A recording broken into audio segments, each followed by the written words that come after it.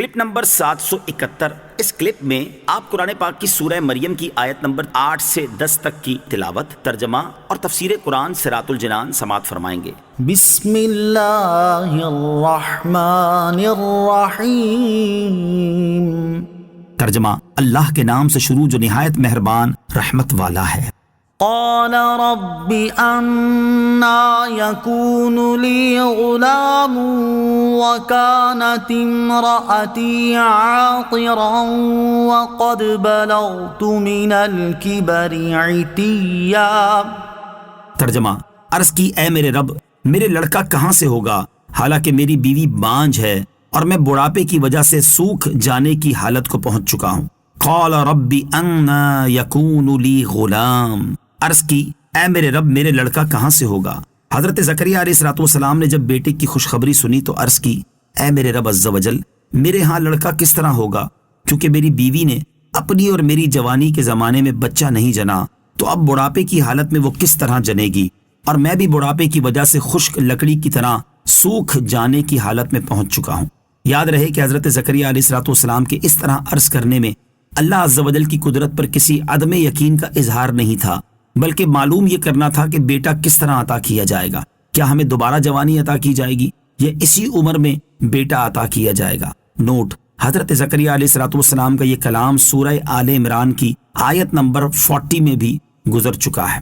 قال كذلك قال ربك هو علي هين وقد خلقتك من قبل ولم تك شيئا۔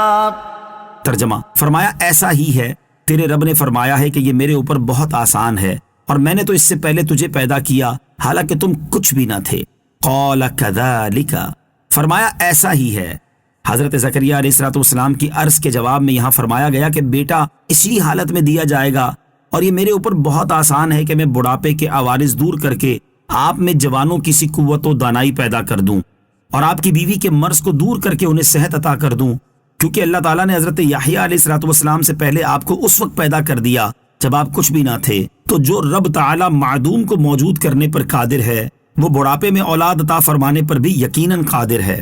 قال رب اجعل لي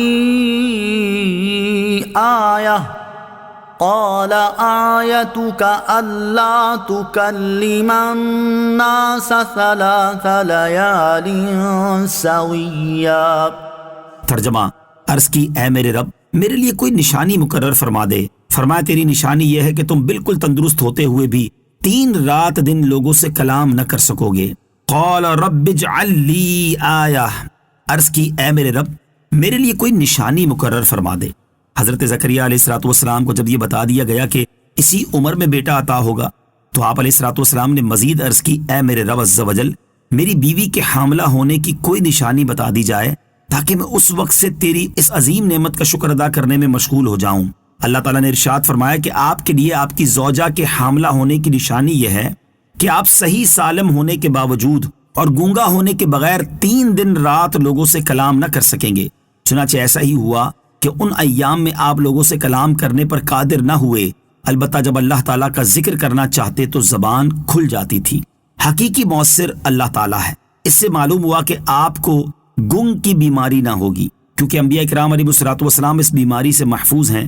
نیز یہ نشانی بھی بڑی دلچسپ تھی کہ ذکر اللہ کریں تو بالکل آسانی سے ہو جائے اور لوگوں سے کلام فرمانا چاہیں تو نہ کر سکیں۔ اس سے یہ بھی معلوم ہوا کہ مؤثر حقیقی اللہ عز وجل ہے اور بقیہ اشیاء صرف اسباب ظاہری ہیں۔